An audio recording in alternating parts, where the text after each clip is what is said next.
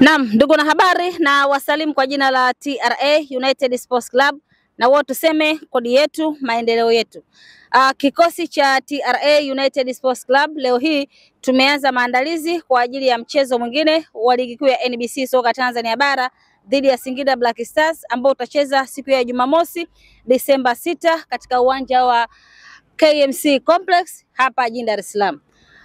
Kwanza kabisa niseme tu kwamba tumeanza maandalizi hayo leo hii ikiwa ni mara baada ya kumalizika kwa mchezo wetu dhidi ya Mtibwa Sugar ambao tulipoteza kwa magoli 2-1, mechi ambayo kimsingi ilituumiza sana, lakini leo hii sasa timu tumeingia katika uwanja wa mazoezi kama ambavyo unaona wachezaji wapo kwenye mazoezi, wanafanya mazoezi wakiwa na hari, wakiwa na moral. Lengo ni kuona kabisa kwamba tunakwenda kufanya vizuri katika mchezo ambao unakuja.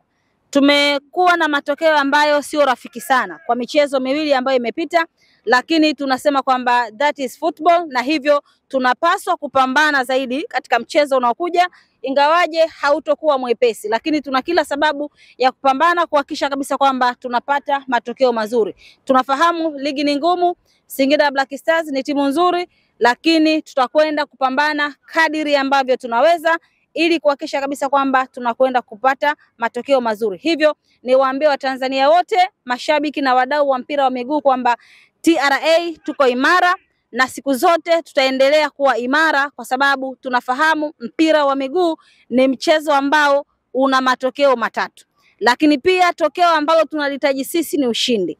Na hivyo licha ya kwamba mechi zilizopita hatujapata matokeo, lakini tutakwenda kupambana katika mechi hii ambayo tunakwenda kucheza siku ya Jumamosi ili tuweze kufanya vizuri, licha ya kwamba tunajua mechi haitokuwa nyepesi. Wachezaji wote wako tayari kwa ajili ya mapambano, na kocha wetu mkuu Etienne Ndairagije anaendelea kusawazisha kile ambacho kilifanyika, kwa maana ya makosa yalifanyika katika mchezo uliopita, ili tuweze kuwa bora zaidi, na ndio maana leo hii tumeanza mazoezi mapema. Hivyo niwaambie Watanzania wote kwamba tuendelee kuisupport TRA, tuendelee kuwapa support wachezaji wetu, tuendelee kuongeza hamasa zaidi kwa wachezaji ili tuende tukafanye vizuri katika mchezo unaokuja. Asanteni sana.